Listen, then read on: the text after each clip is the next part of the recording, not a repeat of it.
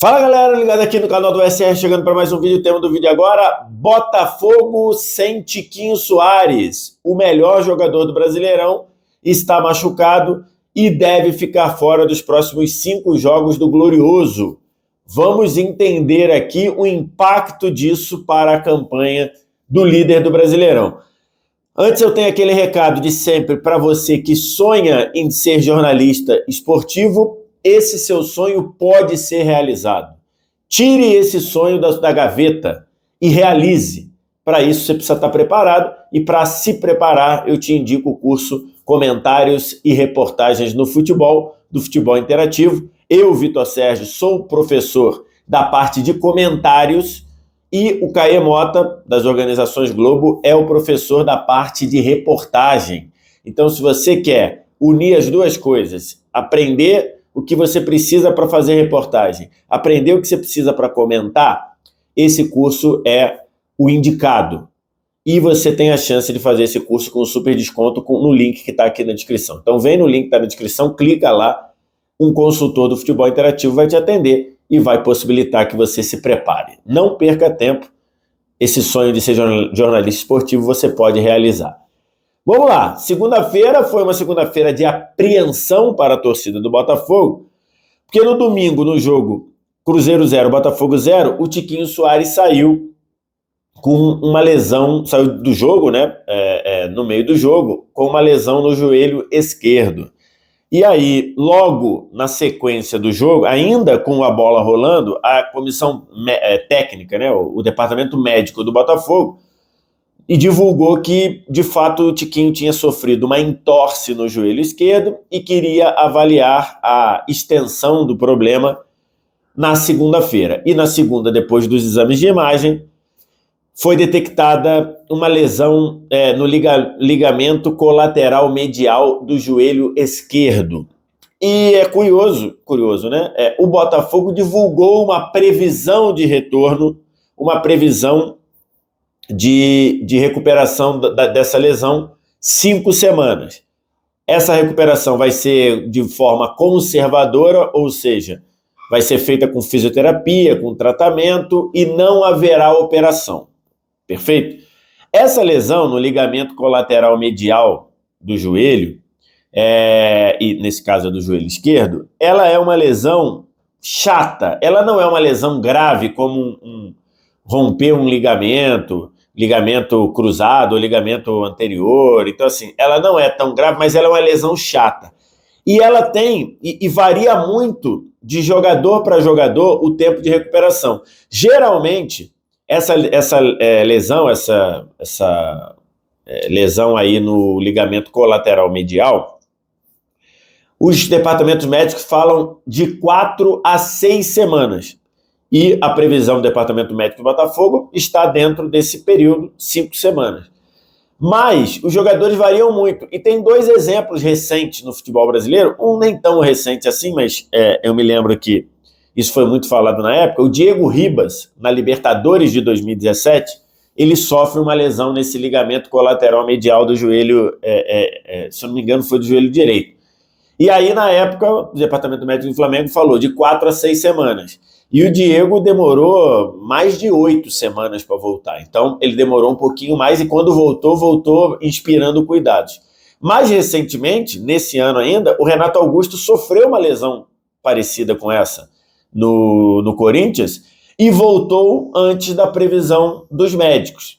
Depois ele até sofreu uma outra lesão, né? Então, assim, a gente não tem como dizer que a nova lesão foi porque ele voltou antes, mas a questão é que no prazo médio dessa lesão, o Renato Augusto voltou antes.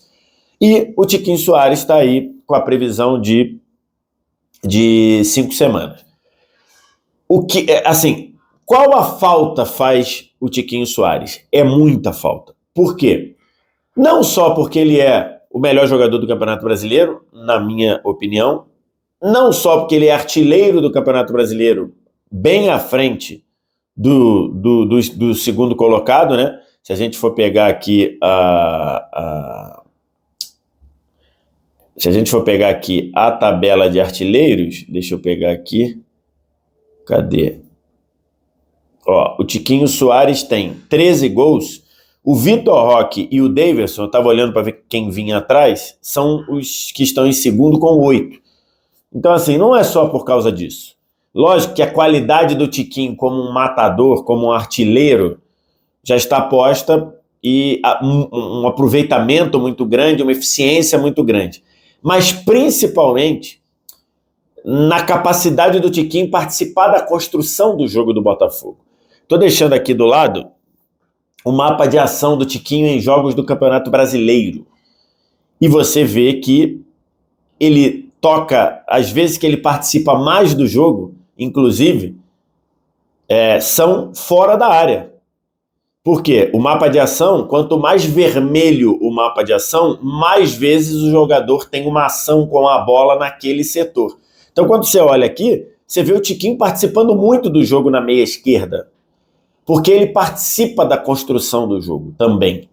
Ora, ele participa saindo da área e vindo para tabelar, ora, ele participa numa bola quebrada, que ele tem uma capacidade incrível de segurar a bola nesse setor, manter o zagueiro afastado, controlar o zagueiro, tem a capacidade de esperar o time chegar, então ele segura a bola para esperar o time chegar, para buscar uma tabela, buscar uma construção, seja com Marlon Freitas, com Tietê, com Eduardo, com a passagem do Marçal. Então, assim, ele faz muita falta nisso. Os outros jogadores que o Botafogo tem para compor ali, o Janderson, o Matheus Nascimento, que agora está até lá em Londres fazendo lá o estágio lá com o Crystal Palace e tudo.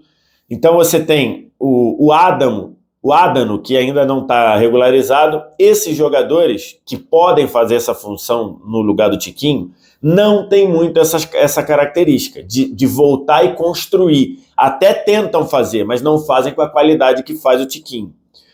Então, talvez ali uma outra opção seria o Bruno Lage meio que usar um jogador de meio para fazer essa função.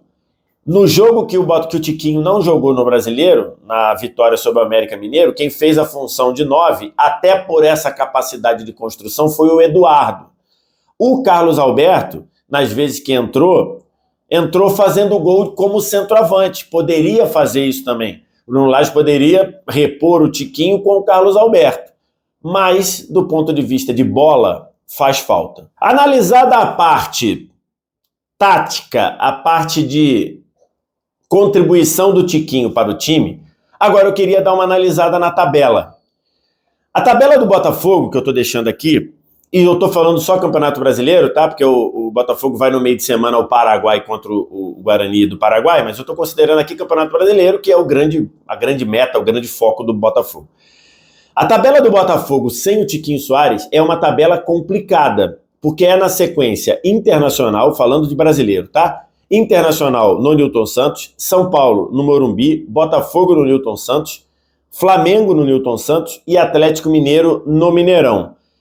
Se o Tiquinho voltar contra o Corinthians, ele voltaria contra o Corinthians na Neoquímica Arena. Se ele só voltar no jogo seguinte, porque as 5 semanas dão exatamente ele voltando ou contra o Corinthians, se não tiver apto para jogar contra o Corinthians, voltaria contra o Goiás no Newton Santos. Então vamos considerar esses 5 jogos aqui. Inter, Newton Santos, São Paulo no Morumbi, Bahia no Newton Santos, Flamengo no Newton Santos, confronto pode ser até lá um confronto diretíssimo, e Atlético Mineiro fora de casa. Desses 5 jogos aqui, se você observar assim a projeção que os próprios membros da comissão fazem, ninguém conta muito ponto contra São Paulo no Morumbi e Atlético no Mineirão. Mas o Botafogo ganhou desses no turno. O Botafogo joga muito bem contra o Atlético normalmente no Mineirão. Eu sei disso. Mas o que eu estou querendo dizer é, para você fazer uma tabela racional, para você fazer uma projeção de pontos realística, você olha lá São Paulo no Morumbi, você bota, beleza, vamos botar que a gente perde, o que vier é lucro. Atlético no Mineirão, vamos botar que a gente perde, o que vier é lucro. Perfeito? Então, esses jogos têm esse componente. Inter e Bahia no Newton Santos, partindo do mesmo princípio, você, quando faz o planejamento, você fala, estou jogando em casa, o time do Inter é bom, o time do Bahia é bom, mas eu estou jogando em casa, então vou projetar aqui para minha tabela projetada. O Rica Perrone, né, que é um jornalista que tem um canal no YouTube, ele faz muito isso com a tabela planejada, né? É mais ou menos o mesmo princípio. O Botafogo bota que vai ganhar do Inter e vai ganhar do Bahia. E o clássico contra o Flamengo, clássico é um jogo muito diferente, né? Acho que ali o Botafogo deve ter colocado lá atrás, na tabela, uma projeção de um empate. Então, se seguisse o que foi projetado, o Botafogo sairia dessa sequência com 7 pontos. Vitórias contra Inter e Bahia, empate contra o Flamengo. Isso o ideal. Eu acho que mesmo sem o Tiquinho Soares, eu acho que o Botafogo tem condição de buscar esses 7 pontos. Porque o time é muito competitivo, o time é muito sólido, e eu acho que ele tem essa condição de buscar. E aí, jogando na tabela, vamos supor que o Botafogo faça esses 7 pontos, e que eu acho que tem condição de fazer, mesmo sem o Tiquinho, de repente o Carlos Alberto trabalhando ali no lugar dele, ou o Adano entrando e correspondendo, mesmo que alguém dos 4 perseguidores do Botafogo, tem 4 times com 31 pontos, mesmo que alguém ganhe os 5 jogos, o Botafogo ainda sairia dessa sequência com 6 pontos de vantagem. Então, assim, mesmo sabendo que o Tiquinho faz falta, e muita falta, eu acho que a situação de tabela do Botafogo não é para se desesperar. Eu acho que o Botafogo tem condição de manter uma boa frente, mesmo com a ausência do Tiquinho, porque o time está muito sólido. O time, quando joga bem, normalmente ganha, quando joga mais ou menos, normalmente ganha, quando joga mal, já ganhou alguns e não perdeu outros, como, por exemplo, contra o Cruzeiro. O time fez, não é que ele jogou mal, mas fez uma partida abaixo do que normalmente vinha fazendo, e não perdeu. Ficou no 0-0, deu um pontinho e ainda subiu a vantagem para o vice-líder, né?